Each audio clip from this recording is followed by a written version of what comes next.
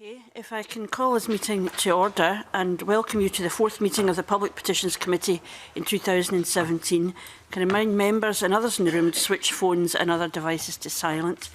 And if we can move to agenda item 1 on continued petitions, and we're taking some evidence on petition 1605 by Peter Gregson on behalf of Kids Not Suits on whistleblowing in the NHS, a safer way to report mismanagement and bullying. At our last meeting, we heard evidence from City of Edinburgh Council, Public Concern at Work and Unison Scotland. This morning, we have the Director General of Health and Social Care and the Chief Executive of NHS Scotland, Paul Gray, to give evidence.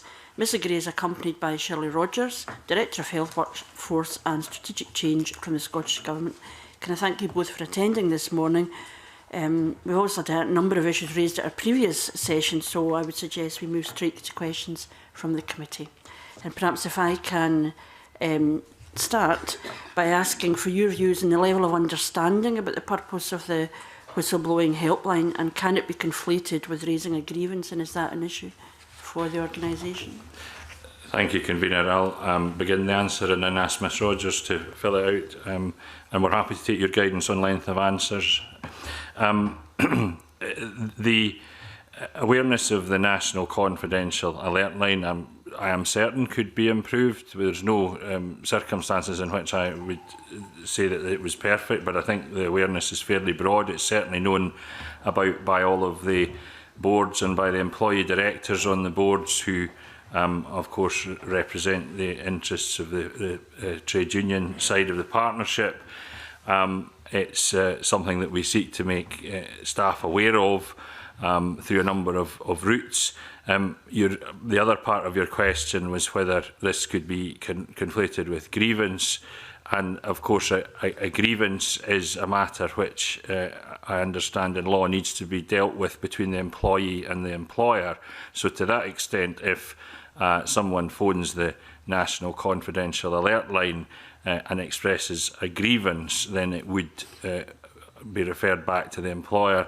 If there were other aspects to their concerns, of course, that's not the only route that the National Confidential Alert Line can take. It can also refer matters, for example, to Healthcare Improvement Scotland, and it has done so. If you would like more detail from Ms Rogers, we can provide that. I think the observation I would make is that I think there are issues where those two things come together. I think by the very nature of people feeling aggrieved at work and having issues of concern, sometimes those things are not easy to separate out completely. So I think there are times when those matters have to be taken as a whole. And sometimes, depending on the response to the whistleblowing issue when it's raised, that can lead to employees having a sense of grievance or feeling that they have not had those matters dealt with in the first instance in the manner that they would have wished. So I think as a general principle, when people are feeling unhappy about something, it is sometimes possible for those issues to become conflated. There's a lot of work happened in respect of raising the awareness of the line.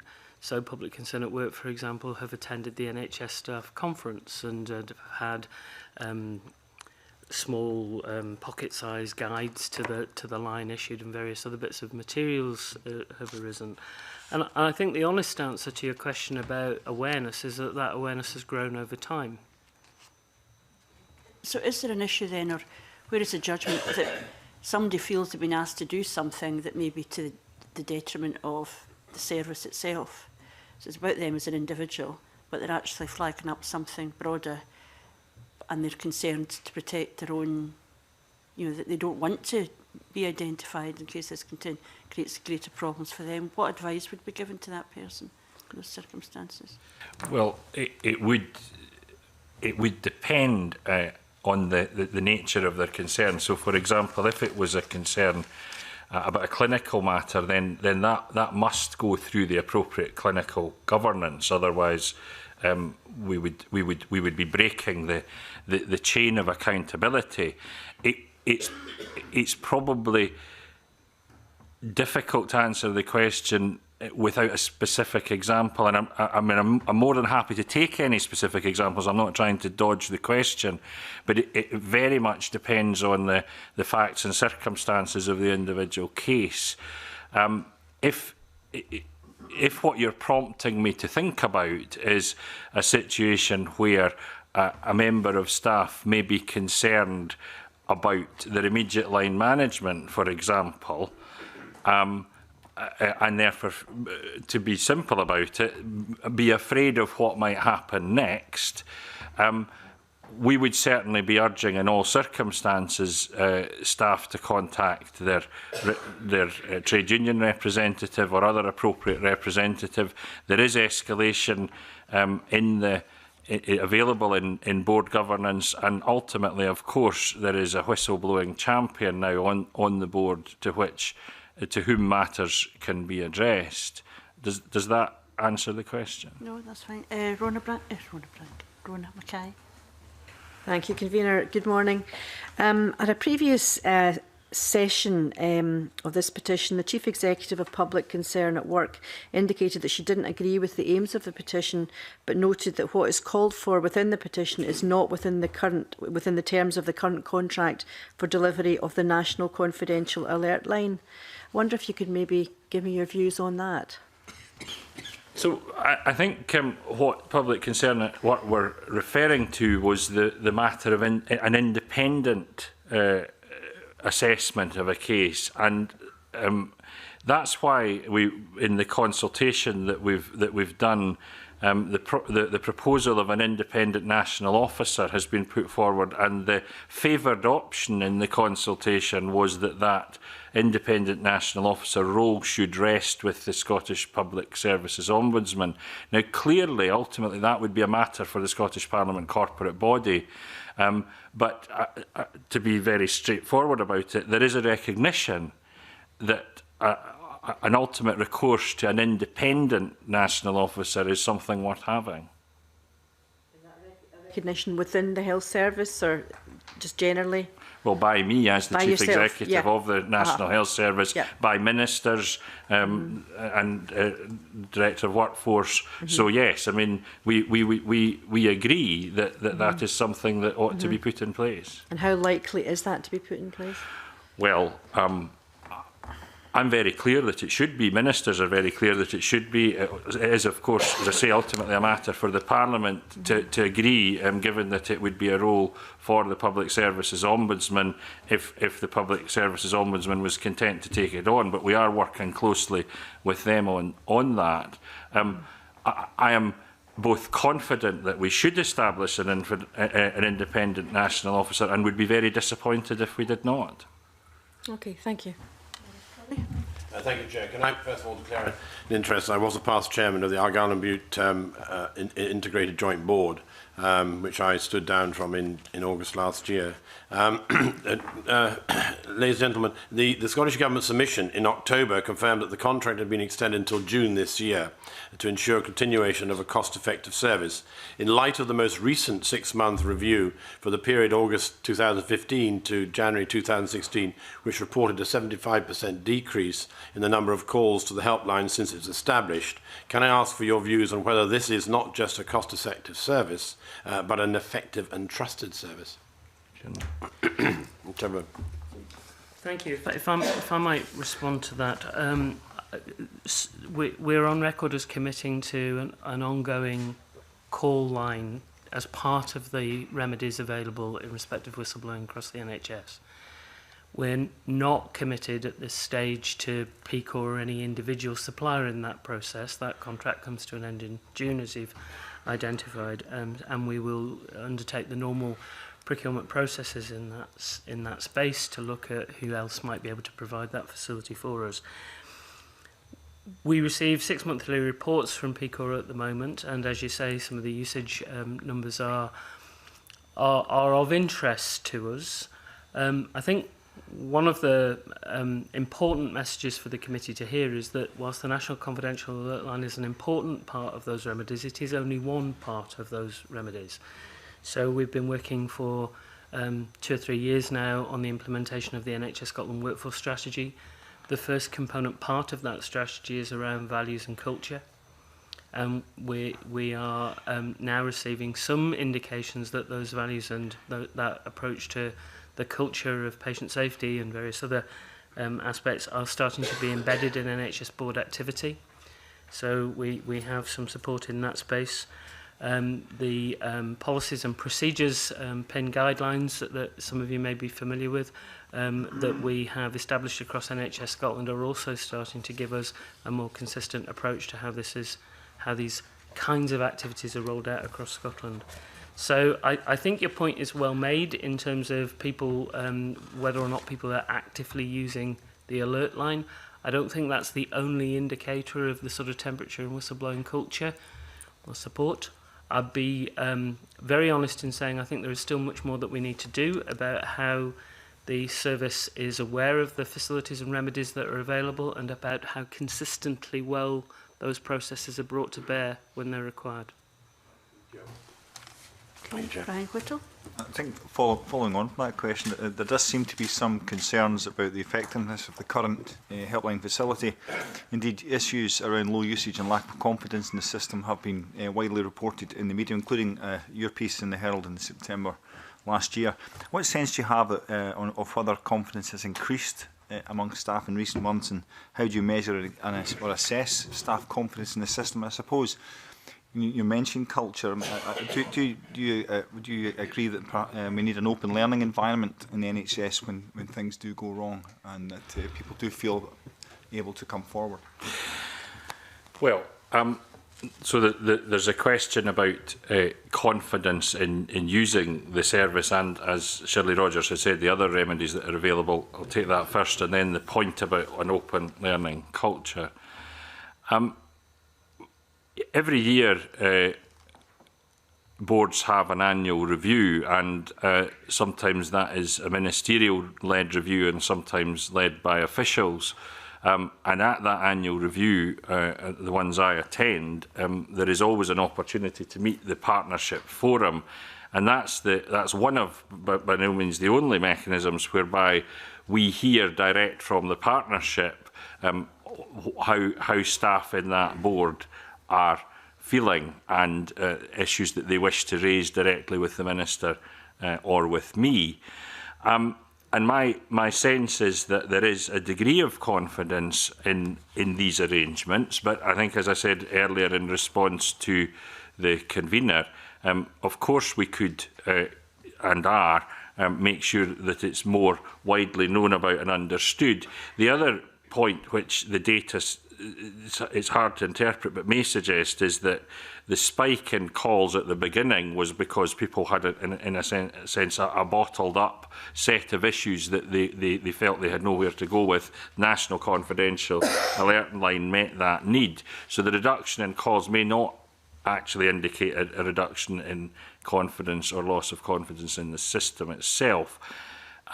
Before I come on to the point about an open and transparent culture, it may be that Shirley Rogers would want to add something to what I've said. I think it's very difficult for me to sit here and say that everybody is confident in something. I think people's confidence depends on the response that they receive and how closely they feel that that response addresses the issues that they've raised. We started this evidence with a question about conflating issues, and sometimes it's impossible to be able to separate those out for people in a way that is as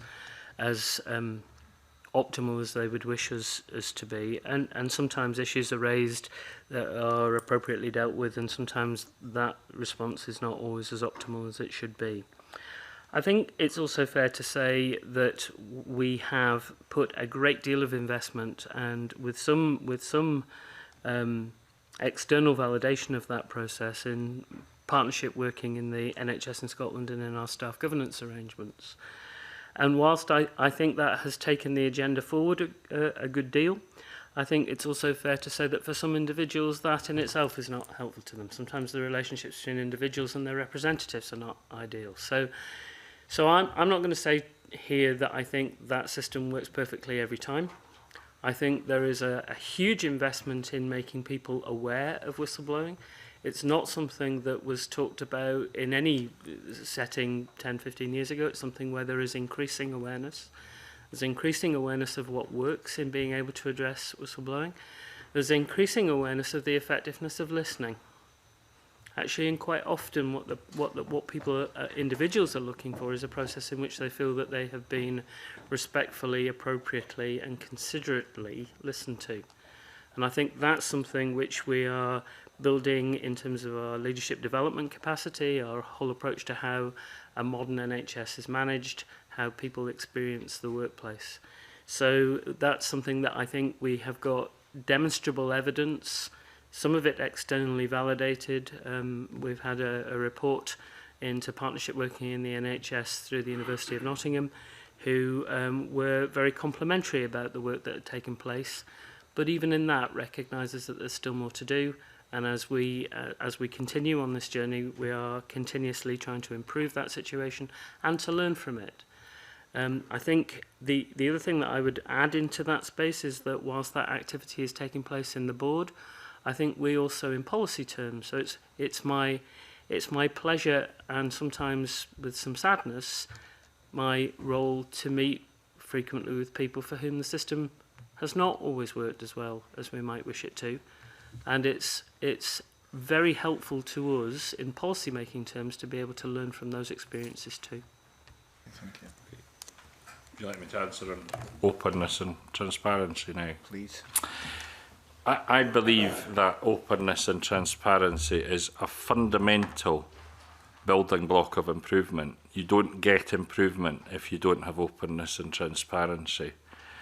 And the issue, of course, is how that openness and transparency is then dealt with and treated. So if, for example, something happens, something very minor in relation to the care of a patient, first of all, it's essential that the patient is told. That's absolutely fundamental to this. But secondly, it's essential that that's recorded.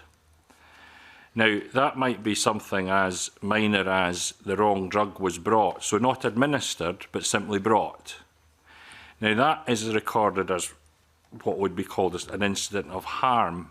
Now, there wasn't actually harm to the patient, there was potential harm, but no actual harm, but it's still recorded. The issue then, in terms of how that plays out, is partly how it plays out within the space in which it happens, a ward or a theatre or whatever, and partly how it plays out in public. Because I'm encouraging people to make sure that people are able to report any incident at all and to record it.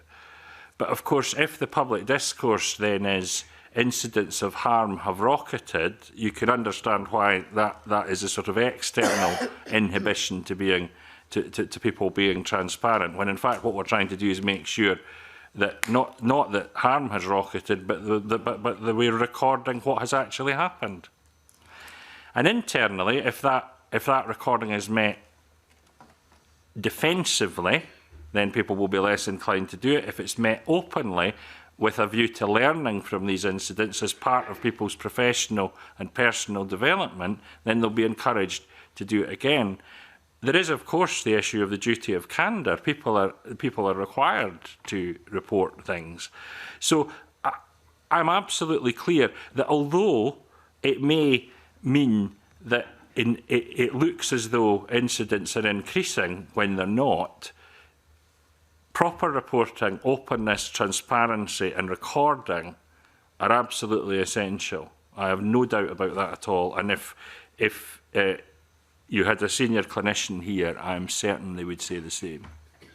So can I follow on?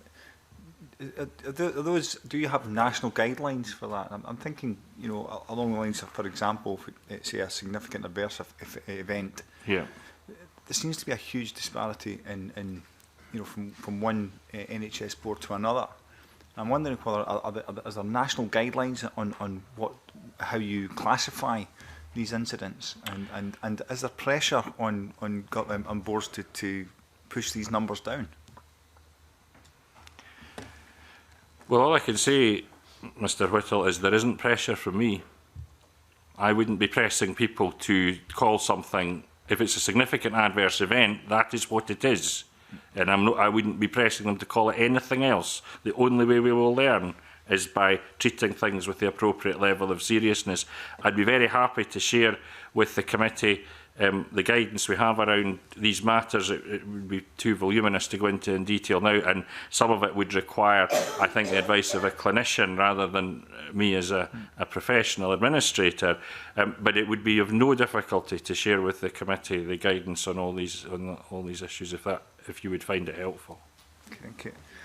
In its written submission, Unison Scotland suggested that awareness of helpline may be low because some concerns might be normalised, low-level or regular occurrences, and some staff may not feel that their concerns warrant a full-scale referral. I wonder what your views are on these observations, and how do you think this reflects on the current mechanism? I'll bring Ms Rogers in a second. I think, first of all, there's no, to be simple about it, there's no such thing in my world as low-level bullying. It should not happen ever at all anywhere. So if there is a sense that something like that is being normalised, then that is utterly, fundamentally wrong. If there is a culture in a place where certain things are tolerated, my view is very clearly what you permit, you promote. So if I, as a leader and manager, am permitting something to happen, in effect, I'm promoting it. Again, I would regard that as wrong. Now, we greatly value the partnership relationships and arrangements we have with trade unions such as Unison, and we do work with them to ensure that awareness is raised, that where people do have what might seem to be low-level concerns, there is still scope to raise them, because there is very clear evidence that where the workforce is engaged and feeling valued, they will deliver better. There is an absolute line of sight between an engaged workforce that feels valued and the care that we provide to people. But Ms Rogers could say more. Thank you. Our intent is that the right thing happens the first time. And the quicker a resolution of a matter happens, the better. So if it is the case that what Unison are alluding to is something of a relatively modest nature is raised and resolved and therefore not reported, then I think there's an issue about reporting. But actually what we want to have happen is that the right thing happens the first time.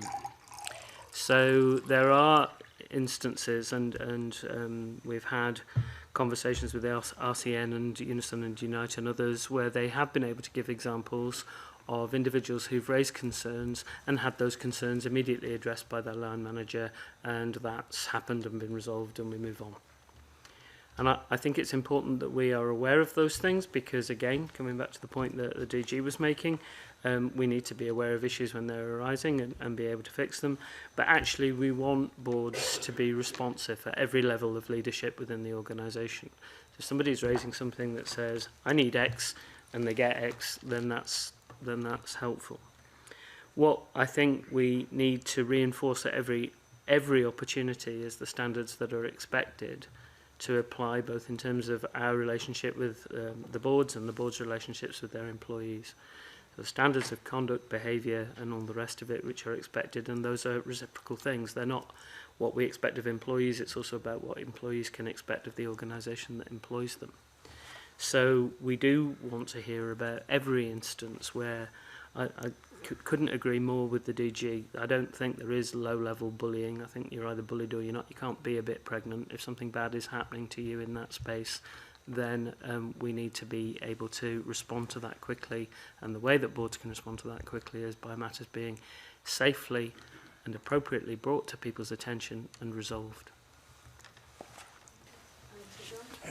Okay, thanks, Convener. If I could go back to the issue of confidence. When we took evidence from the City of Edinburgh Council, they provided a positive impression of their own independent external hotline facility and suggested that anecdotal evidence and feedback demonstrated good confidence and trust in that particular system. To the extent that prior to the introduction of the council hotline, they'd received 3 public interest disclosures over an 8-year period, and by comparison, since the hotline was established in 2014, it received 53 calls, 11 of which resulted in major investigations. So that clearly indicates a sense of confidence in the in that particular independent external hotline. I'd be interested to hear your views on that. Thanks. I'll ask Ms Rogers to come in a second. Just a couple of things to say. So, for example, there are a number of reports by Healthcare Improvement Scotland which have been published as a result of issues raised through these opportunities that people have. So I think there is evidence that not only that these issues are listened to, but they're taken seriously.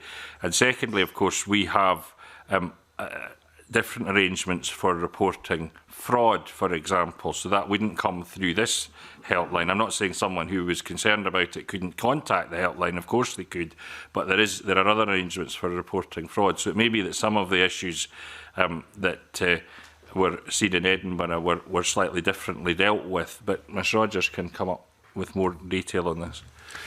Yeah, I think that point is very valid. I think the whistleblowing helpline, and we're learning about that as we go, and as I've already made comment previously, then we will review the effectiveness as we go forward in the next contracting round around a whistleblowing helpline, but it is one of a range of remedies.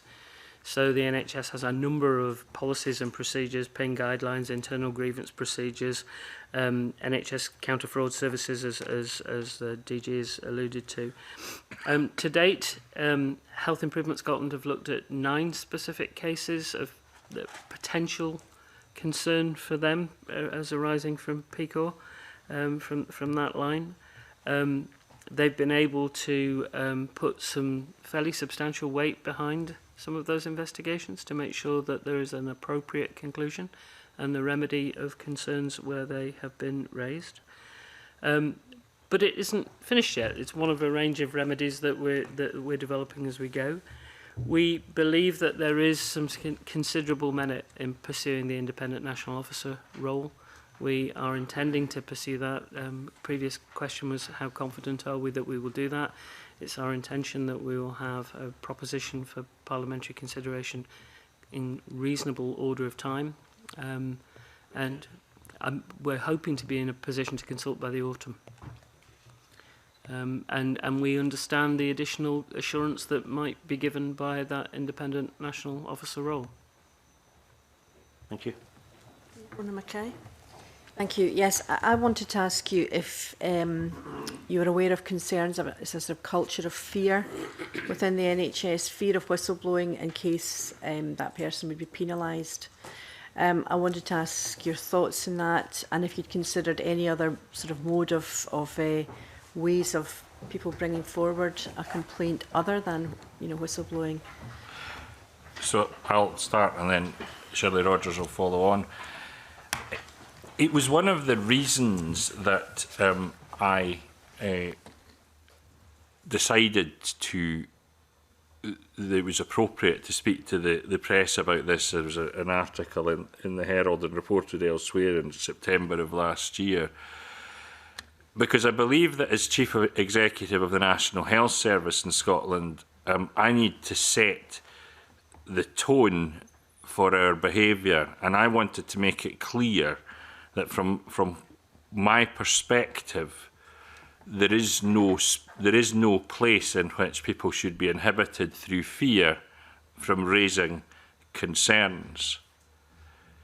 Clearly I did that because I recognised that in some places there was some fear. I wouldn't have done it if I had thought there was nothing to fix. So I'm accepting that that can happen. Sometimes the fear is well founded. In other words, people have had bad experiences in the past, and that has caused them to think that they might have a bad experience again. Sometimes it's not very well founded in that it's just a vague fear that if I do something or say something, something bad might happen. In either case, I want to continue to work with people through the partnership arrangements we have to ensure that people can, without fear, raise concerns. That's why, in response to Mr Whittle's question, I'm pressing so hard on this issue of transparency. Even at a very basic level, if there is a way to do something that's clear and understood, that's a lot easier than having to work out what to do. Now, Ms Rogers will be able to speak eloquently about PIN guidelines, and they're in place. But my point is that there needs to be something that is locally visible that says, you know, if I've got a concern, this is how I raise it. Because if you've already got a concern, then having to work out what to do next with it is in a sense an inhibition in itself. So I'm seeking to set that standard. I'm seeking to be clear that bullying and harassment in any form whatsoever has no place anywhere in the National Health Service. Have I got it completely fixed? No, I have not.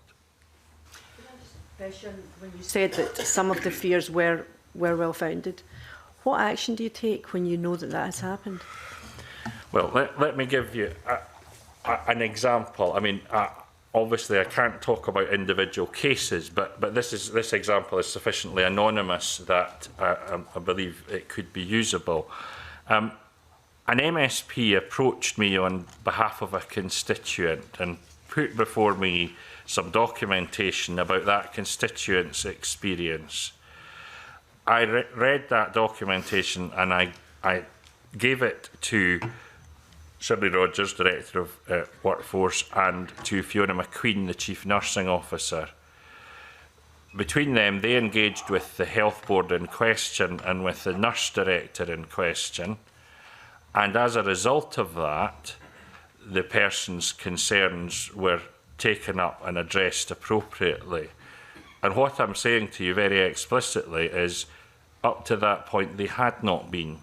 That person was not treated respectfully, their concerns were not heard properly, and there were many factors. There are always two sides to every story, but the basic bottom line was that person's concerns were not properly heard, and when they were, the situation was resolved satisfactorily. So does that result in a member of staff being disciplined, or, you know? No, what that resulted in was that some issues that this member of staff had been experiencing in relation to their ability to perform their work effectively, these issues were stopped being treated as trivial and secondary and were treated as issues which ought to be addressed and resolved.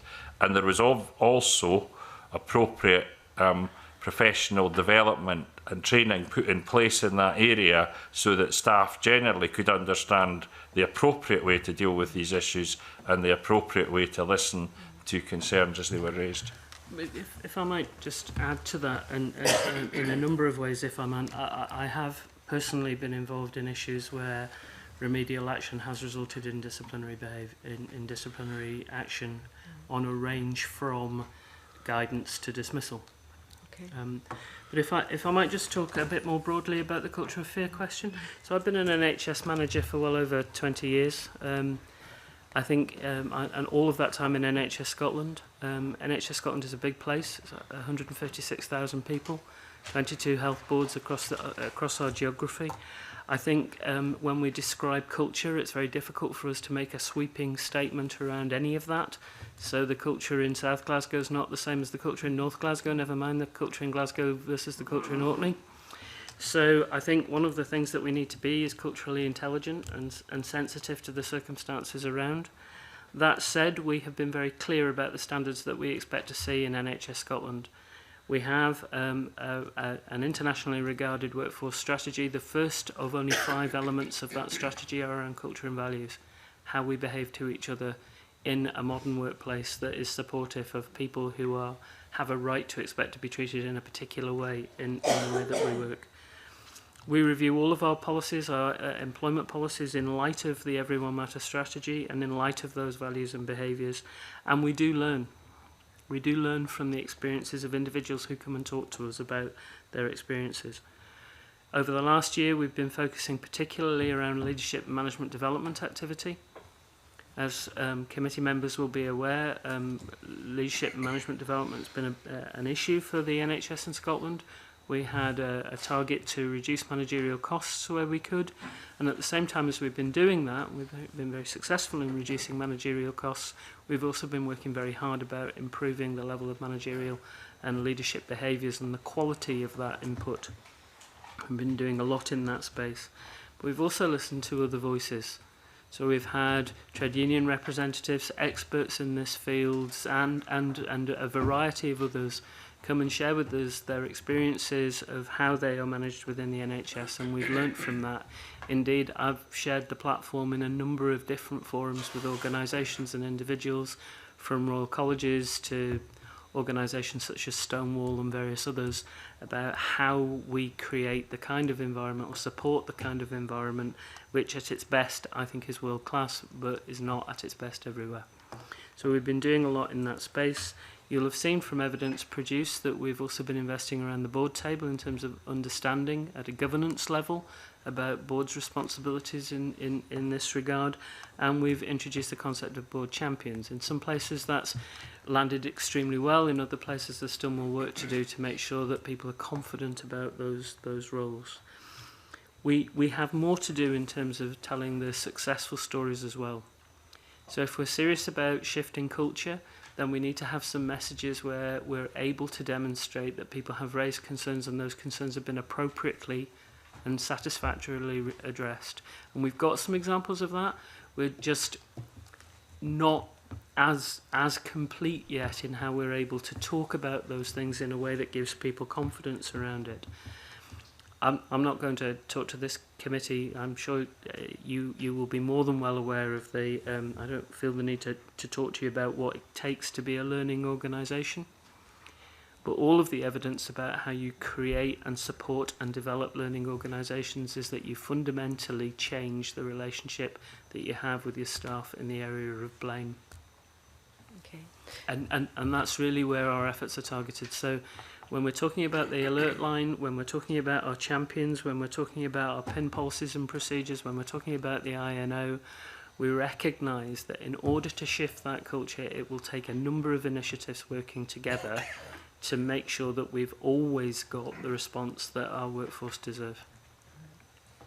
Okay, thank you. Corey? Thank you, Chair. Mr Gray and Ms Rogers, can I turn now to the new concept of the integrated joint boards, which I, as Mr Gray knows, I have a bit of experience about. How would you address the concerns expressed by Tim Hiddleston of Unison Scotland on this issue, in that integrated joint boards create issues for whistleblowers knowing who to approach, as local councils and health boards have vastly different terms of conditions and policies? So if you are an employee of the NHS, of NHS Scotland, then you can and should still use the policies that your employer has. Similarly, I can't obviously speak for local authorities, but similarly I would expect local authorities to do the same, local authority staff to do the same rather. So clearly, as integration proceeds, people are working very closely together, and an incident may become known to two people, one of whom works for one employer and one for another. And I accept that might be something that they would need to think about. But the route for any employee as an individual remains unchanged by their working within an integration partnership. Can I build on that? Mr Gray is entirely right when he talks about the fact that if you're an NHS Scotland employee, you continue to enjoy and be subject to NHS terms and conditions, and similarly if you come at it from a local authority perspective. But the reality is that for most people, their experiences of what happens when things go wrong are determined by the first response they get. So if they raise a concern, we need people to be more confident than simply saying, oh, what terms and conditions are you subject to? So we're working very carefully with the chief officers to make sure that each, and you'll be aware of this with the background that you have, some of them have come from local authority backgrounds, some of them from the NHS and some elsewhere. We're working very carefully with chief officers to make sure that they all have an understanding of the terms and conditions that pertain, so that their first response to things can be something that's appropriate and supportive. Can I ask supplementary to that, Chair? Can I? Obviously, I understand fully that the employers have this issue about between local authority contracts and NHS contracts. Do you feel that has some bearing on the current position and maybe confusion and lack of people coming forward? I don't have evidence to suggest that, but I can't obviously say, it's very difficult to say that something is not so. What I can say is that early on in the establishment of the integration partnerships, I was asked at an annual review of an NHS board by the Partnership Forum if I wouldn't simply impose the partnership arrangements which apply in the NHS to the integration partnerships. And I said that I would not do so because, in fact, imposing arrangements on anybody is not a good way to get them to accept them or benefit from them. What we are finding, however, in a number of the partnerships is that the type, by that I mean the integration partnerships, the type of partnership arrangements that we have in the NHS are, as it were, being drawn forward into the integrated joint boards. And I genuinely welcome that, because if people can have access to one set of partnership arrangements when they're at work, I think that's of benefit. But I remain of the view that imposing things on people who work for other employers is not the way to gain their confidence. Can I just quickly drill down a bit? Is this lack of you imposing it, I'm not saying you should do, and I understand fully, Mr. Gray, where you're coming from, not leading to confusion and therefore denigrating the reporting system? No, I think the opposite, because there isn't a circumstance in which any employee, regardless of whether from a local authority or a health board or indeed one of our third sector partners, there isn't a circumstance in which an employee can't raise a concern. So it's not that there's by not having the NHS partnership arrangements in place, they can't raise a concern. And I think I would be more likely to damage the prospects of people having confidence in the arrangements if I were to impose them than if we did it by proper negotiation. But Ms Rogers may want to add. A couple of issues about how we've been seeking to influence in that space, because you will understand, and committee members will understand, that it's not just a matter of the employees being the local authority and the NHS, but there's also third sector, independent sector, and all sorts of other people who get involved in that space. So two things that I think might be of use for the committee to have an understanding of. The first is the NHS methodology for looking at employees' experience at work is something called iMatter. iMatter was something that was developed in concert with an academic institution, in that instance the University of Dundee, and it's essentially a piece of self-diagnostic and team diagnostic work about how people are experiencing their life at work. It's held in high regard. It's been rolled out to good effect across the NHS in Scotland. We've been able to share that with partners across the IJB landscape, and we've now got a large number of IJBs who are undertaking the same methodology, and indeed 4 local authorities in Scotland who are in discussion with us about how they might use that across the whole of their local authority workforce. That's been quite a useful tool. The other thing which might be helpful for the committee to appreciate is that from before we enacted the IJB landscape, we started a process called the HR Working Group, which is essentially looking at the HR implications of an integrated service delivery using employees from different organisations. The HR Working Group, which is something that I've previously chaired, is something which has been looking at these particular issues and seeking to share experience and share methodologies, because I think we'd also be the first to acknowledge that the NHS is not necessarily the best at everything. So we've shared methodologies around job evaluation, we've shared methodologies about workforce planning, and indeed we've looked at things like staff surveys, taking the temperature, whistleblowing and various other bits and pieces. Yeah, that's fine. Thank you, Chair. Okay. Thanks very much for that. Unless there are any final questions, can I thank you very much for your evidence today. I think that we found that very useful. We have to now decide what action we want to take on this petition. There has been a suggestion that we refer it to the Health and Sports Committee on the basis that they are having an inquiry on NHS governance, creating a culture of improvement, and it would seem that this conversation, this discussion around whistleblowing would comfortably fit into that. Would that be agreed? Yeah. Okay, so we'd be referring it to the Health and Sports Committee under Rule 15.6.2, which would mean it wouldn't come back to the committee. But I think we have probably come to the end of our consideration of it. But again, the evidence from this session and other sessions would be provided to the Health and Care Committee. Is there anything else people would suggest? No? In that case, if that's agreed, can I thank you very much again for your attendance today. I think we'd really appreciate the time you've taken to meet with the committee and the way in which you've answered very fully the questions that we've raised with you. So can I thank you for your attendance, and can I assist Ben briefly for a changeover of witnesses?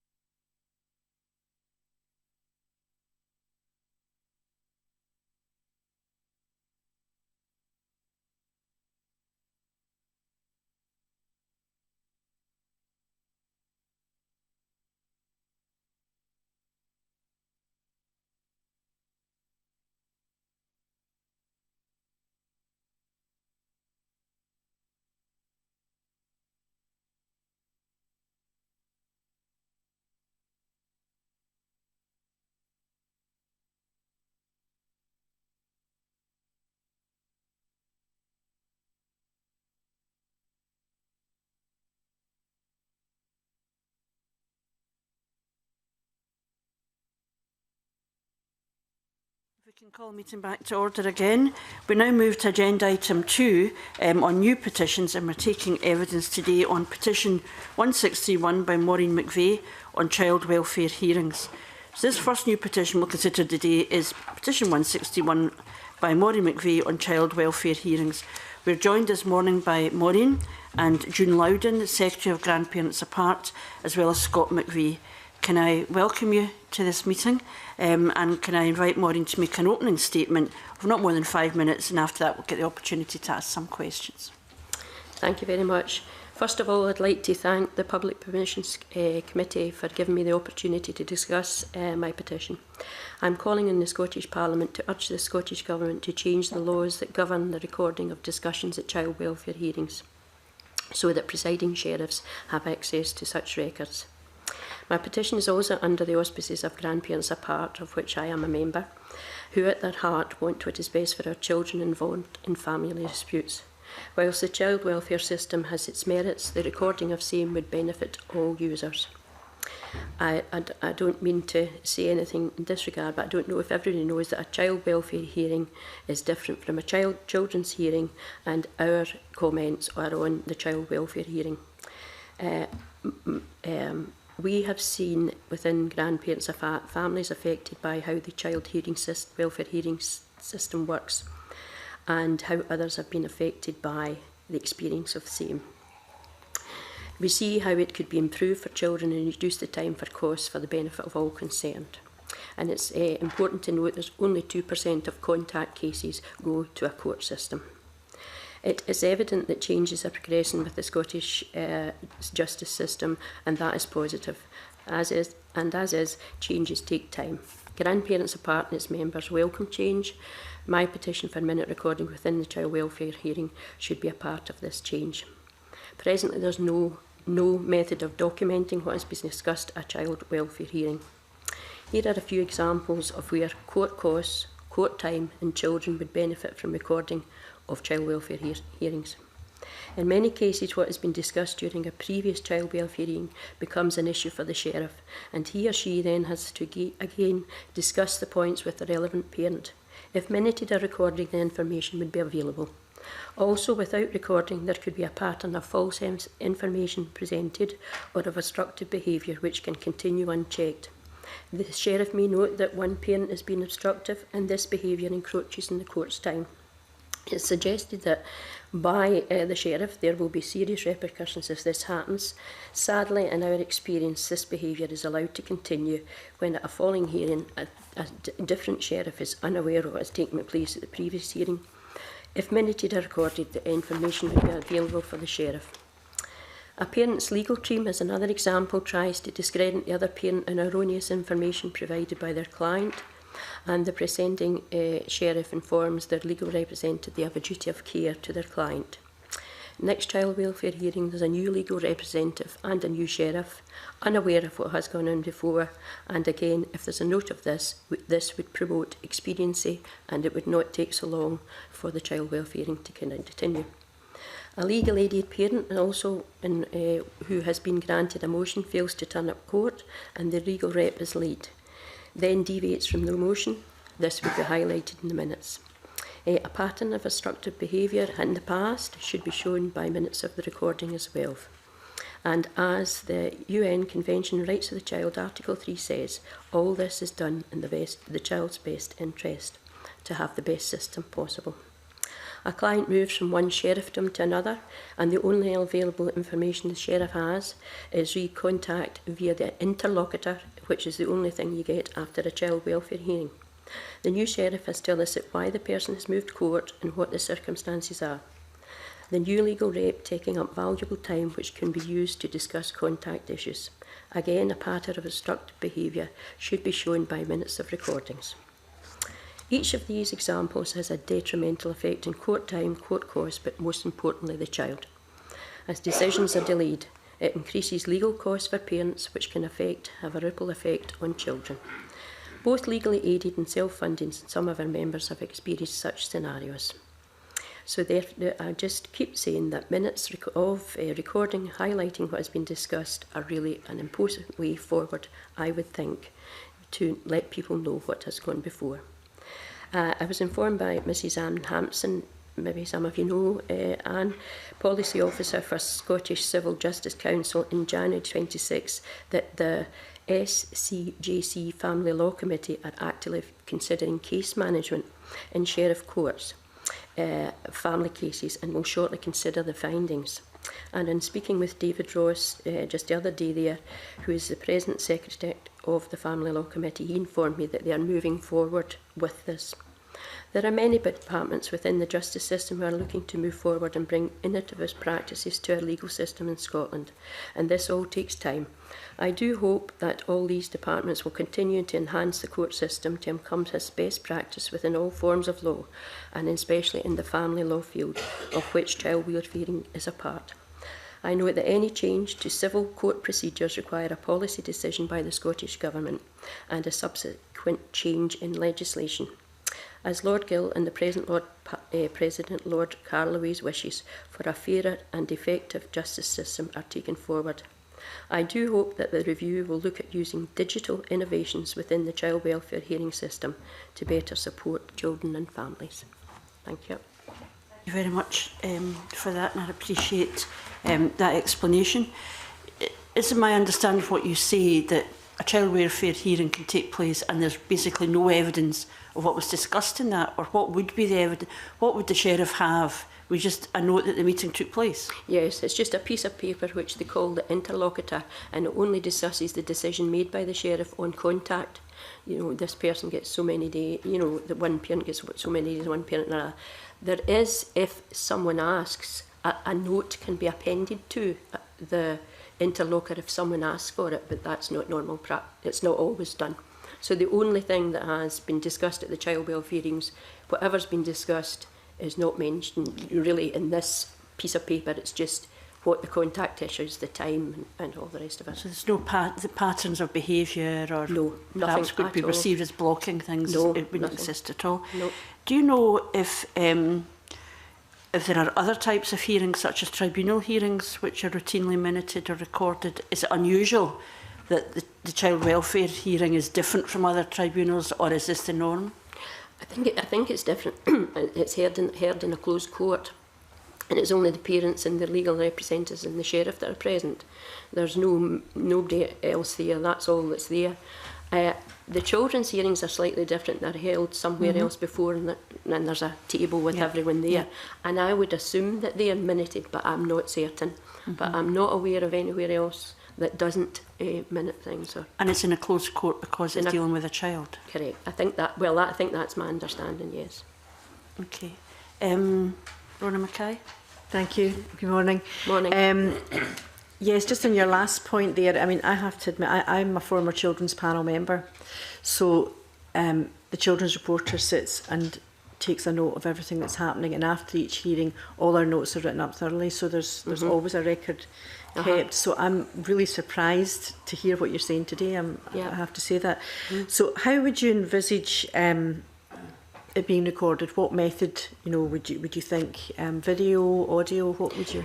Well, it really is. I mean, I would think just recorded. Just IT. Just recording it, or so even an audio digital recording. Yes, an audio digital recording.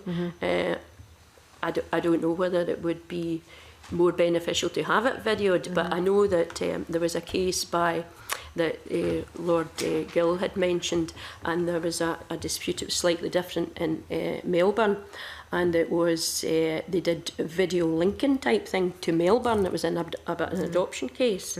So he suggests if you can do it in Melbourne, you surely can do that in Scotland. Record and have that type of thing. But that was a video type link.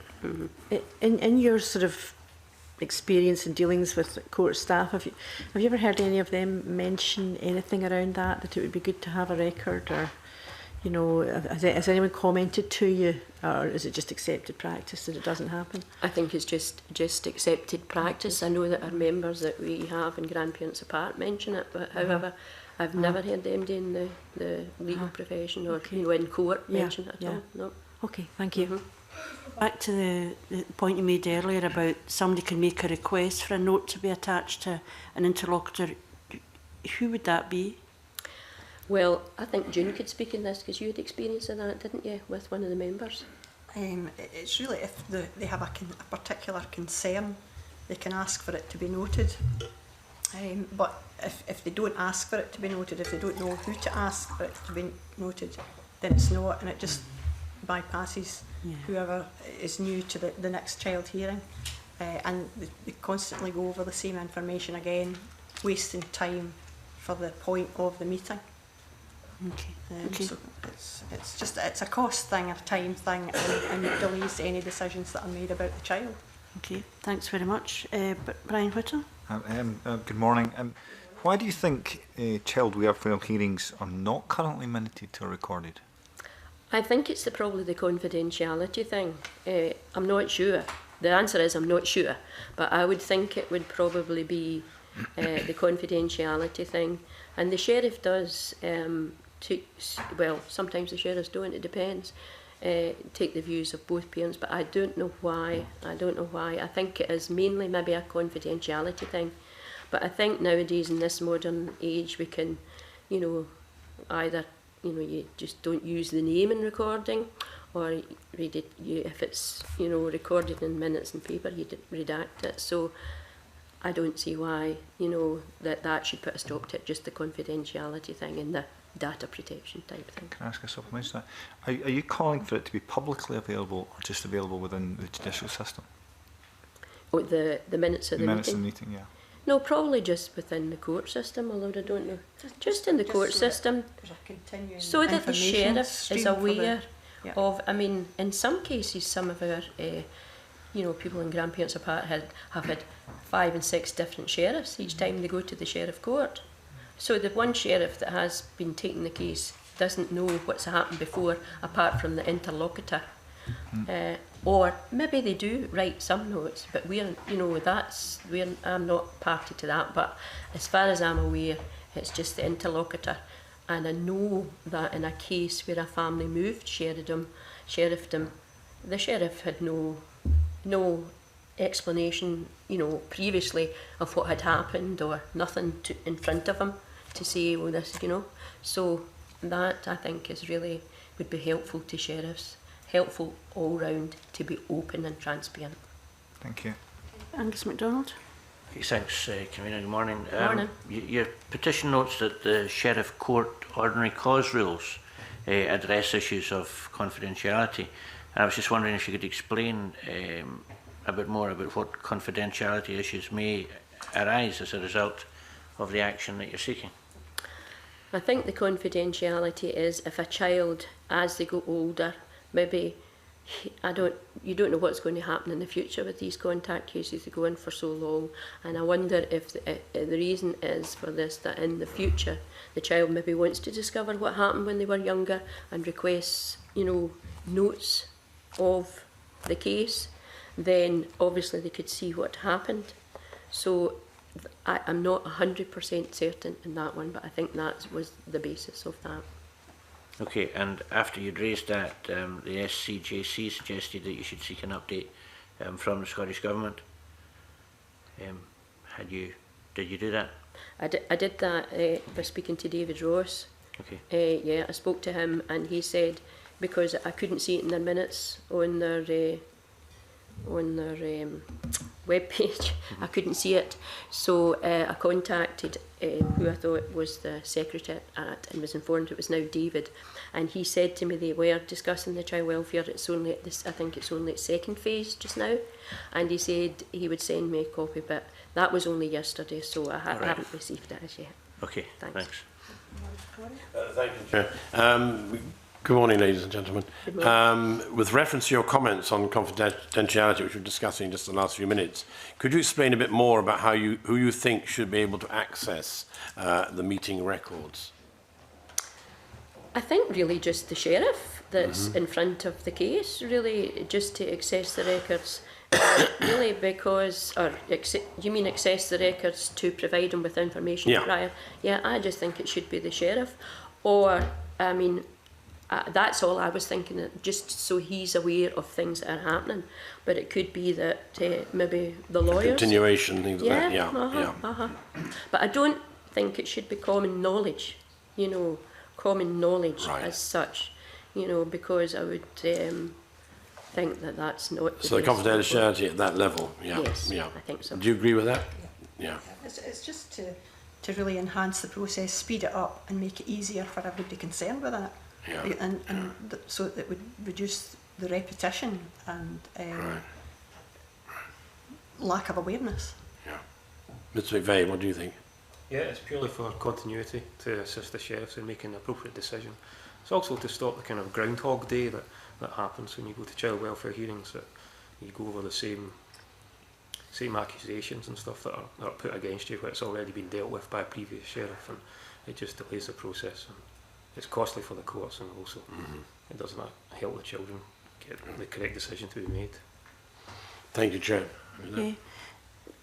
I'm wondering, is the issue then that there's not a proper picture of what's already been an argument before, so that the sheriff comes to it and perhaps the same story is told which has already been rebutted earlier on? So it's both unnecessarily delaying things in terms of getting an outcome for the young person, but also perhaps there's no the frustration of maybe somebody's argued the same line before which has been proven to be a nonsense, but you have to start again. It's almost like it can be used as an intentional delaying tactic to reach a decision. Okay. And is there, I mean, this is not maybe directly related to this, but there is a question about in contact cases where if contact has not been maintained over a period of time and that therefore is broken, if there is a delay, then it becomes an issue. Is it in the interest of the child to try and re-establish a relationship? Is that sometimes why that delay is used? That's right. Yeah, because the longer the delay, the delay goes on, the harder it makes it for parent and child to re-establish a relationship. So obviously, if one party or another wants to prevent that contact, it can be used through this system to do that and to prevent the contact, delay the contact, and make it harder for the parents to have a relationship, maintain a relationship, or re-establish that relationship. So the fact that there isn't a record of the meeting actually creates an incentive to delay, because you can then keep repeating the same issue. Absolutely. With the consequence that it's not then the contact, which is then much more difficult. So it's more than just simply the information, it's actually Absolutely. perhaps an active strategy for some. Yes, yes, That your suggestion is that this would deal with that. hopefully, yeah. Okay. It would make it easier for courts as well, and reduce costs greatly. Has there been any conversation with sheriffs about this? Sheriffs, about whether they have a view on this?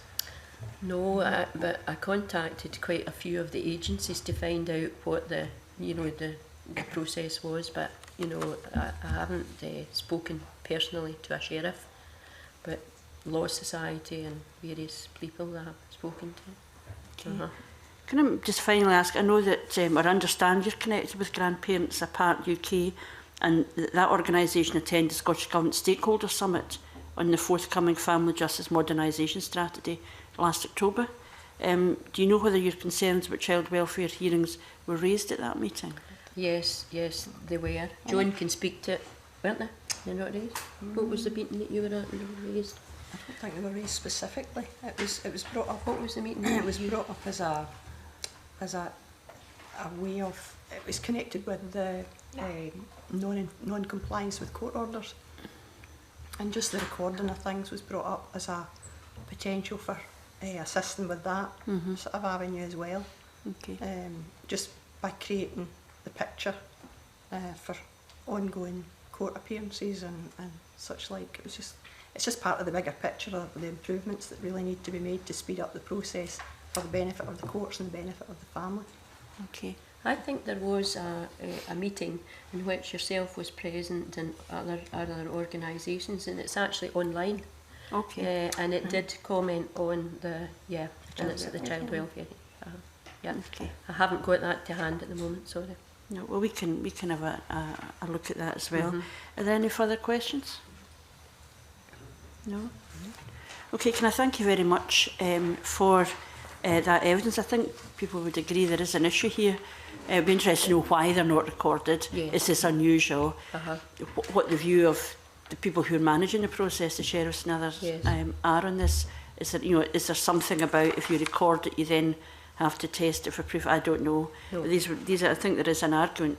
If people are using the fact that these questions are not being recorded as a means of further delay, and we create an incentive in the system for that, I think we would be anxious about that. Have got suggestions of what we might do? Certain logic to what's been said here, obviously, and I think we're quite interested to maybe understand from the Scottish Courts and Tribunal Service and some sort of Scottish Children's Report Administrations and others what their views are on this as to a reason why they're not recorded.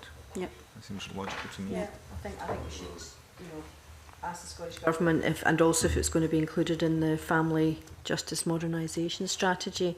But I think it's also important to write to the various court system, courts and tribunal service, the Children's Reporter and the Scottish Child Law Centre, Sheriff's Association, all these bodies that would be connected with this to find out their view on what's been said and try and elicit some information. It seems there's a compelling case, but there may be an equally, there is a case that we just haven't don't know. heard of what the other side of that would be. Yeah. The Children and Young People's Commissioner of Scotland might be another person to definitely. go to. Okay. I think there's quite a wee bit A of lot work of we can avenues. do there. And obviously, the children's organisations and others that may have an interest too. And that will certainly give us some information that can reflect further on the case that you've been made. If there is nothing else, can I thank you very much for your attendance. We really appreciate you taking the time to give us evidence in your petition. And can I suspend briefly to allow witnesses to leave the table before we consider the next petition? Thank you.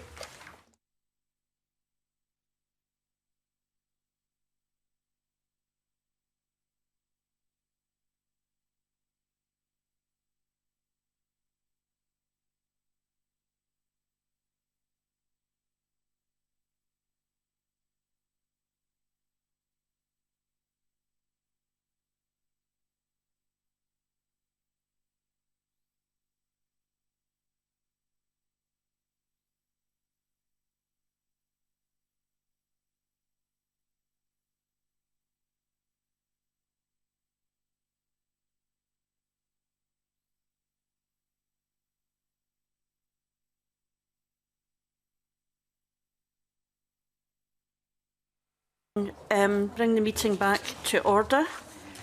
We're now going to deal with petition 1632 by Amanda MacDonald on concessionary transport for carers. So the second new petition we're considering today is petition 1632 by Amanda MacDonald on concessionary transport for carers. Members have a note by the clerk and a spice briefing. The petition is calling for free concessionary transport for carers. The petitioner highlights the financial difficulties faced by many carers, the limits placed on social life and the impact this has on mental health. Members will see from the spice briefing that there are an estimated 759,000 adult carers aged 16 and over in Scotland and 29,000 carers under the age of 16. The spice briefing also explains that the existing concession travel scheme in Scotland is available to people aged 60 and over and to disabled people. There is, of course, provision in Scotland for so-called companion cards, which can be used by eligible companions when they are assisting a person who is eligible for concessionary travel. The companion cards can be used for journeys that commence and terminate at the same locations as the eligible persons being assisted. And I wonder if members have any comments or suggestions for action to take on this petition. I think, Chair, if I could, I attended a sort of young carers event last year, of which I had the opportunity and a sort of a round table discussion, and one of the things that was highlighted was that, you know, they have to pay out of their own pocket, for example, if they have to go down and collect a prescription, if they have to get on the bus and collect a prescription, or if they that's up to working for the carer, for the person that's being cared for. And it seems to me that in those circumstances, having free transport, it would be a logical step to have. Now, I understand it would be really difficult to apply that across the whole of the care system, but in those circumstances, it seems logical to me, and not costly, to allow them free transport.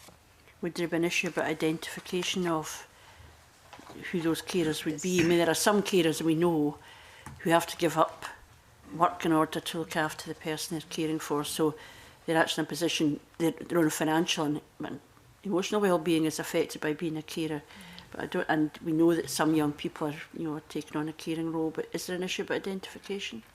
I think there is an issue of identification, but I don't think that negates the real life issues around those who have this problem. I think, you know, the issue of identification shouldn't prevent us from looking at this, especially in our young carers. You know, if you're sitting on a welfare payment, to be able to have to pay out, you know, a few pounds here and there every time you have to go in and pick up a prescription, or you know, go with the person you're cared for, it shouldn't impact on that, I don't think. Okay, any other views?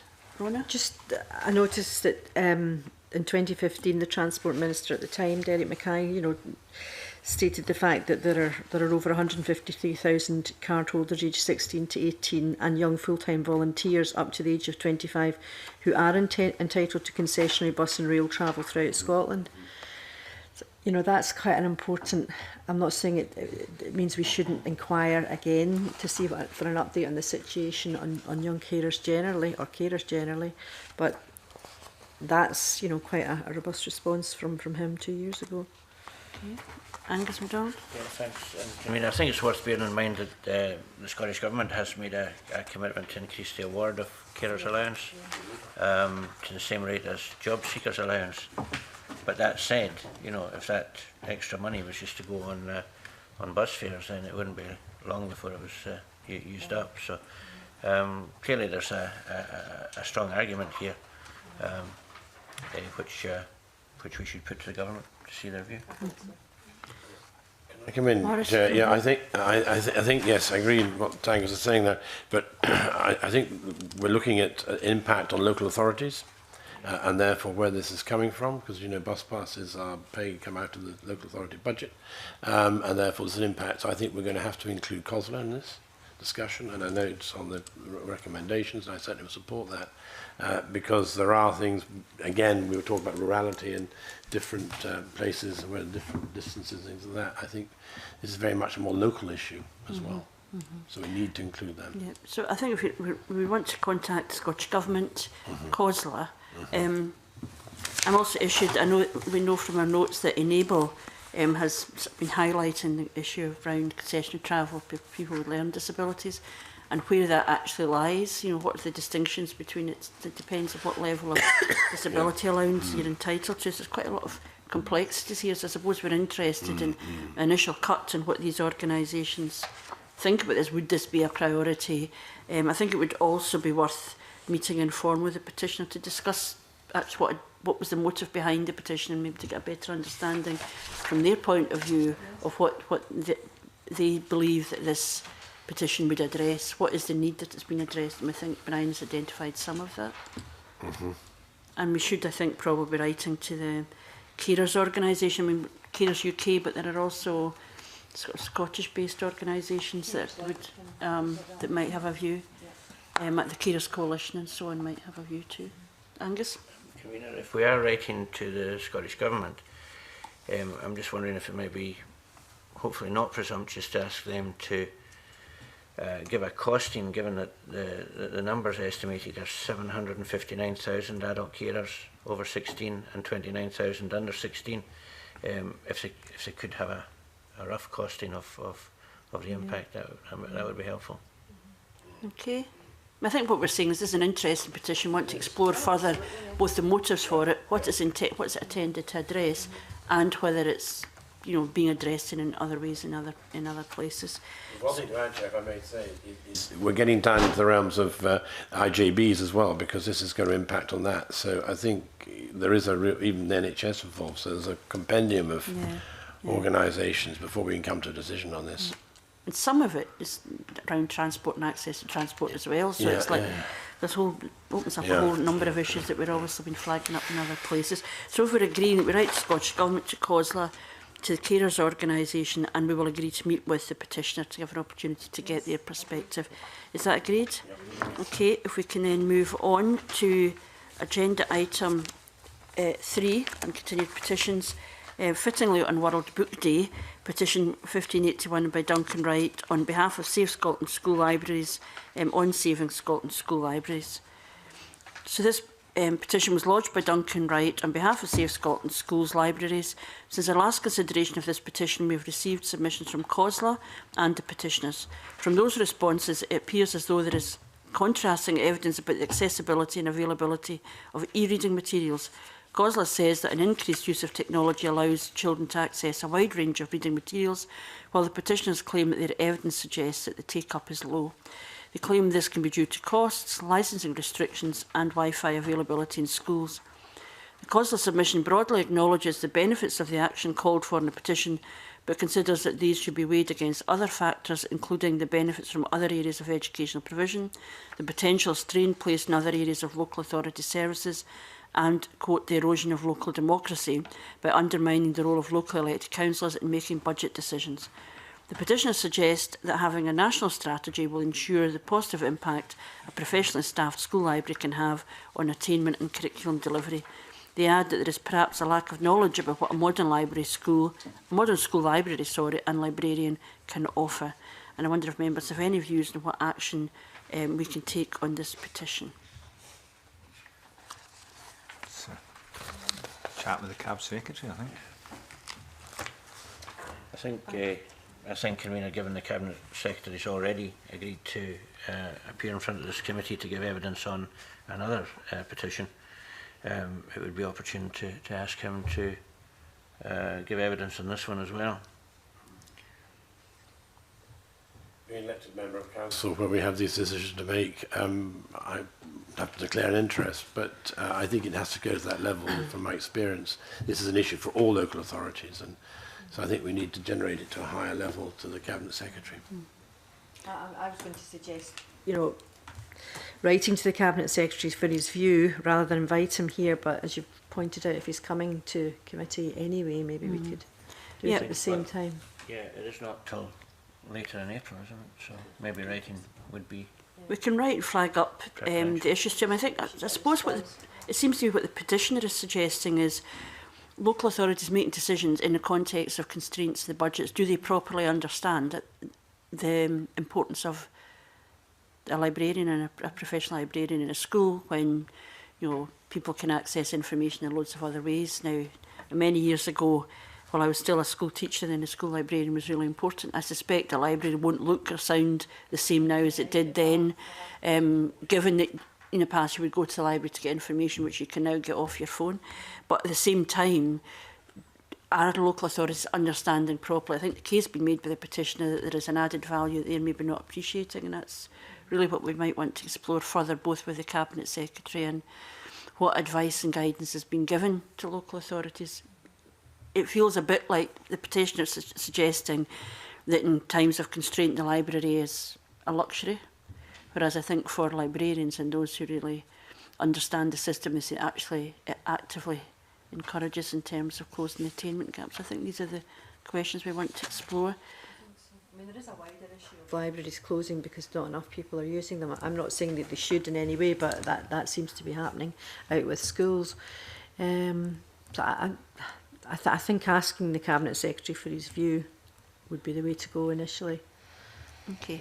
Right. And we have got a session with the Cabinet Secretary for Education on a whole number of issues, so I think it would be a kind of a multi-purpose attendance would be probably quite useful. Lovely morning for them.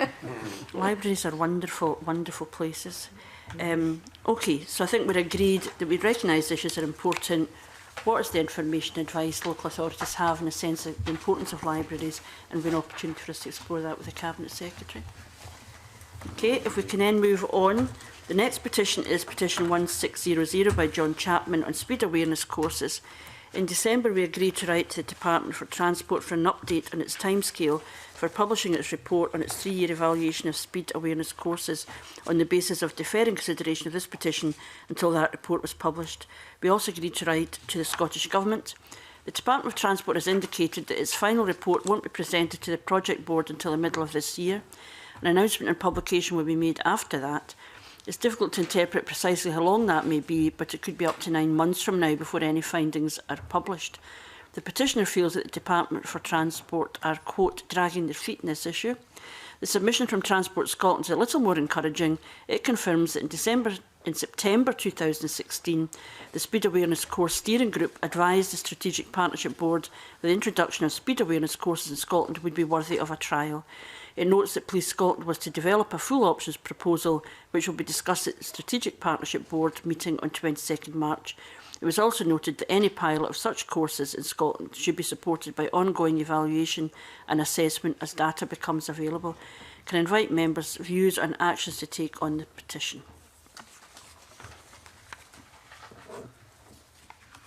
I don't know if anybody has any comments. So we've heard, till the petition is reported back in later this year. So we're waiting for the Department for Transport. I think we have to, yeah. But is there something we can do in relation to the Scottish Government in the meantime? Yeah. We can ask for an update from the Strategic Partnership Board to establish action that might be taken. Or in the absence of progress, I think is probably where the petition is coming from here. And maybe push the Department of Transport on that one. Okay, so we can write to the Scottish Government to ask them for an update following the Strategic Partnership Board meeting in March, and ask what action it's going to take to establish a trial, and perhaps we can ask the Department for Transport to keep us advised when they're actually going to move on this question. Although I don't know what the difficulty is. I don't know what the problem is, either from the Department of Transport or from the Scottish Government. It does feel to me to be eminently sensible that if we can do stuff to address the question of speed awareness, then we should be doing so. I think there's been adverts on the television recently just highlight. Public awareness. I think there's a public awareness campaign just now, but I'm not sure who it's by. And that is obviously encouraging, but it just doesn't feel to me as if this would involve anything horribly complex or complicated to say we should do something in this. So I think we can maybe raise that with the Scottish Government, say that we do think it's something that is important, and we would like to have some sense of direction around it, if not urgency. Yeah. Is that agreed? Yes, agreed, yeah. Okay, so I think we can agree to write to the Scottish Government and perhaps just to ask the Department of Transport to keep us informed. But I think we do agree with the petitioner that this is something that could be moved at a bit more of a pace. Okay, if we can then move to petition 1603 by Mary Campbell-Jack and Douglas Beattie on behalf of Quakers in Scotland and Forces Watch on ensuring greater scrutiny, guidance and consultation on armed forces visits to schools in Scotland. This petition calls for greater scrutiny on armed forces visits to schools in Scotland.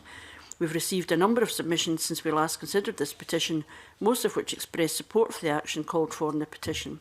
The submissions we have received come from a range of organisations representing areas including children's rights, faith communities in Scotland, the scientific community and parents of school-aged children. We've also received a response from the Ministry of Defence which provides some information about activities in schools and makes the offer of a briefing for the committee. Skills Development Scotland has also provided a submission outlining how they work with the armed forces. What are members' views and what action we may wish to take on this petition? Well, I'm on record as supporting this petition, and you know, I'd be interested in hearing from the Cabinet Secretary for Education or a minister, and from COSLA, because it's obviously relates to schools and local authority control over schools. The submissions, I mean, there's a large amount of submissions who agree with the petitioner. The EIS, the National Union of Students, the Scottish Parent Teachers Council. So I think it's definitely one we should take forward to get more information from decision makers, and to take it forward. It's a big issue, and I think it has to be looked into thoroughly. Okay. Can I suggest, Chair, that we accept the offer of a briefing from the Ministry of Defence, and also maybe ask for the senior officers from each of the services to come forward if we feel the briefing's not detailed enough or comes up to the standard we want, and okay. that's a sort of fallback. Okay, is that agreed? So we would want to hear from the Cabinet Secretary and from COSLA. We would want to accept the offer of a briefing from the Ministry of Defence, and that I think at this initial stage we are recognising the very strong views that have been expressed by people who have responded to this, but also that, you know, I think that perhaps there's some folk who think, is it appropriate for the armed forces to come in at all? But actually the petitioner is just simply saying there should be guidance and it should be transparent, and I think this is the question that we want to explore. But I think we would want to acknowledge and thank all of those who have responded to the petition and given us further information. Okay. If that's agreed, we can move on to petition 1604 by Catherine Matheson on inquest for all deaths by suicide in Scotland. The next continued petition on the agenda is petition 1604 by Catherine Matheson on inquests for all deaths by suicide in Scotland. Members will see that we've received 3 submissions and a response from the petitioner. The Minister for Mental Health supports the petitioner's call to extend the scope of the review under Section 37 of the Mental Health Care and Treatment Scotland Act 2015 to include both patients who were released from hospital or receiving care in the community under compulsory treatment orders. The Minister has also explained the process that is being followed to introduce the duty of candour procedure in health and social care settings under the Health, Tobacco, Nicotine, etc. and Care Scotland Act 2016. There appears to be a lack of support from stakeholders to expand the Section 37 review to include an inquest-type system. The views expressed consider that this may be duplicative and will not add value. The petitioner considers this is necessary because the existing systems are too slow and inadequately address the complexities of suicide. There is support from some stakeholders for the petitioner's suggestions to improve the suicide review process, such as the guidance on who should participate in a suicide review. The existing guidance says that the chair, quote, should be sufficiently removed from the event. In the petitioner's view, the guidance should explicitly require the person to be independent, such as from a different health board. And I wonder if members have comments or suggestions for action.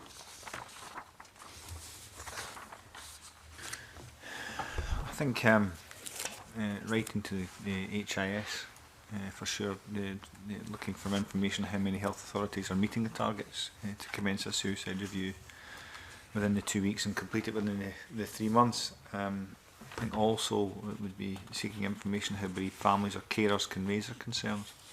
the HIS when they consider that the authorities are not learning from suicide reviews, particularly the ones that have been highlighted in findings by the Scottish Public Services Ombudsman.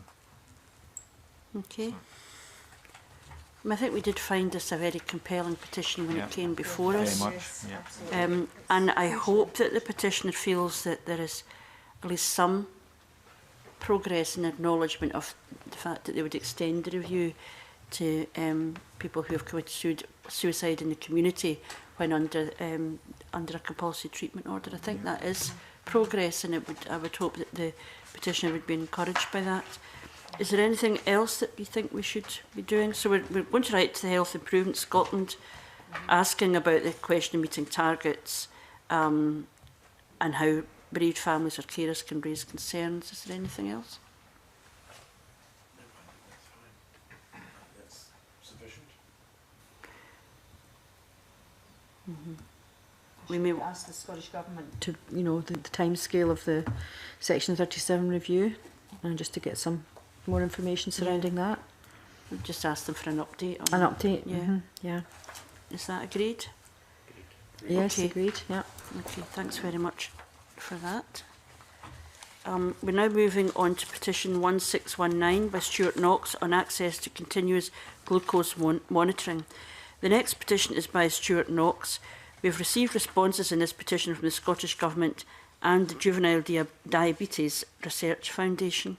As members know, we have also previously agreed to undertake fact-finding engagement activities on this petition, with arrangements for this being taken forward by the clerks.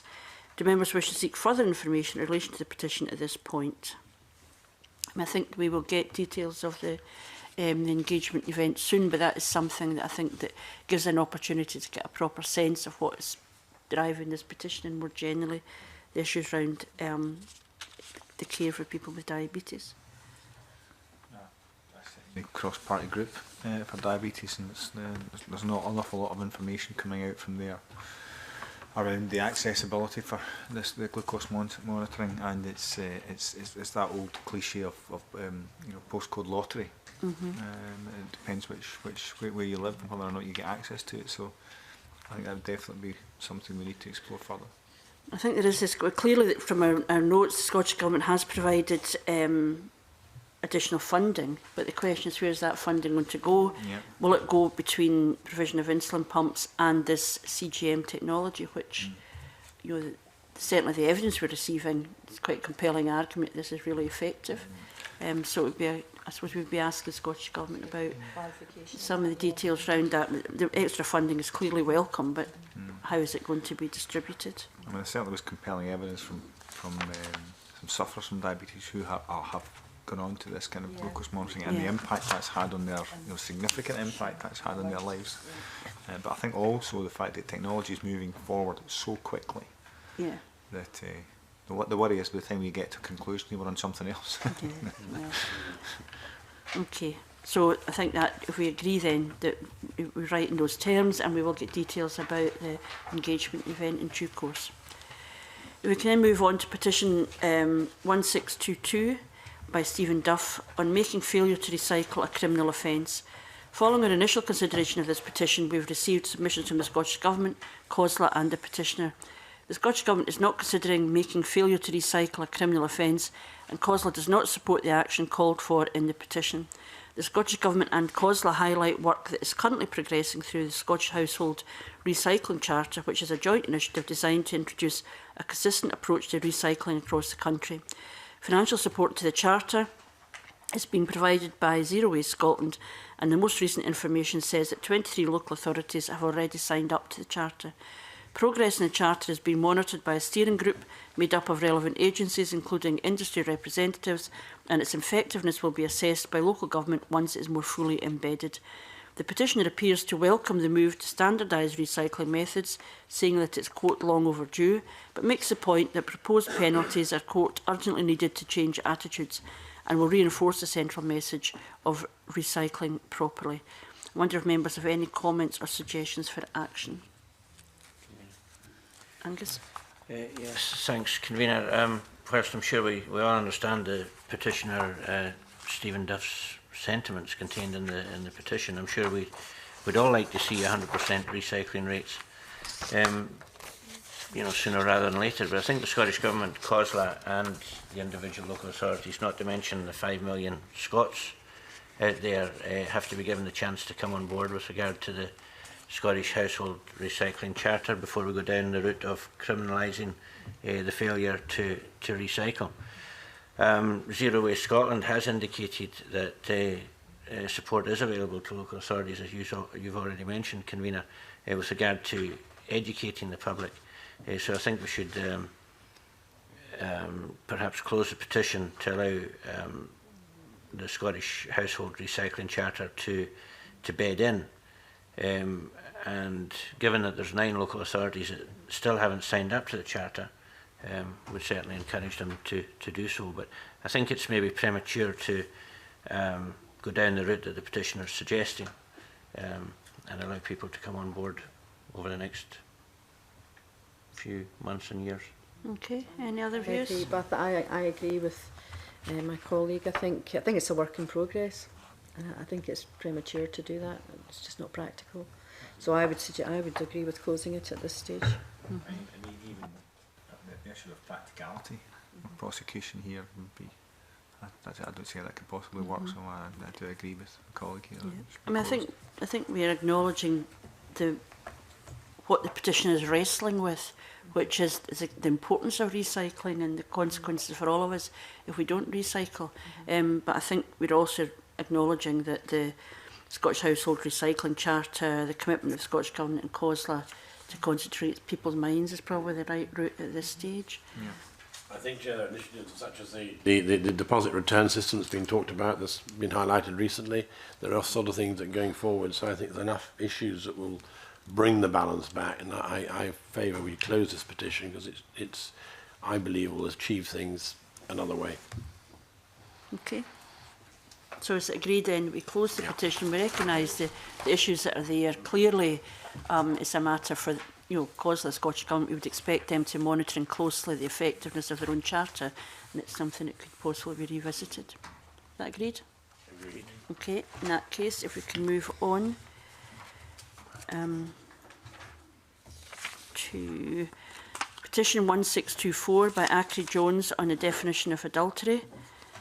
The final petition on the agenda today is petition 1624 by Acri Jones on the definition of adultery. Members will see we have a submission from the Scottish Government and a response from the petitioner. Members will recall that the petition is calling for the Divorce Scotland Act 1976 to be amended so that adultery is defined in such a way that it can be committed between people of the same sex as well as people of different sexes. The Scottish Government submission does not support what has been called for. It does not intend to consult or legislate on this issue in the current session of Parliament and believes that the issue was sufficiently explored during the passage of the Marriage and Civil Partnership Scotland Act 2014. The petitioner considers that the Act is not human rights compliant, and she considers the issue should be explored by the Scottish Law Commission. The Clerk's note explains that the Scottish Law Commission will be consulting on its 10th programme of law reform in the year ahead. Do members have any comments or suggestions for action?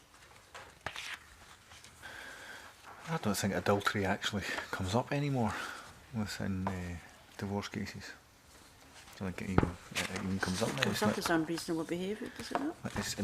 It's unreasonable behaviour. It comes under unreasonable behaviour. It doesn't stand alone anymore. I don't think. I think the suggestion from the petitioner that it must do, and the definition of adultery is, between opposite sexes, which is presumably is kind of at the heart of this. Yeah. I suppose what we need to establish is, well, and another option open to the petitioner is obviously to test it in the courts round whether it's human rights compliant, and that's not really a matter for us. Are there other means by which a marriage can be dissolved? And I think the contention is there are other means by which unreasonable behaviour can be established. And so on that basis, it's it wouldn't be discrimination, but that would be a matter for the courts. And I think the point that the government makes, which is that this was discussed as recently as 2014, would suggest that these matters were explored in the Parliament at that time, and they didn't want to take this forward. So I don't know what conclusions we would I mean, we're in a position where the Scottish Government is saying they're not going to consult or act on it. There are other options open to people in civil partnerships or equal marriages in order to be divorced, and it's very recently been debated. I don't think we have really much further we can go with this, other than to close the petition. I don't think we can do anything with this.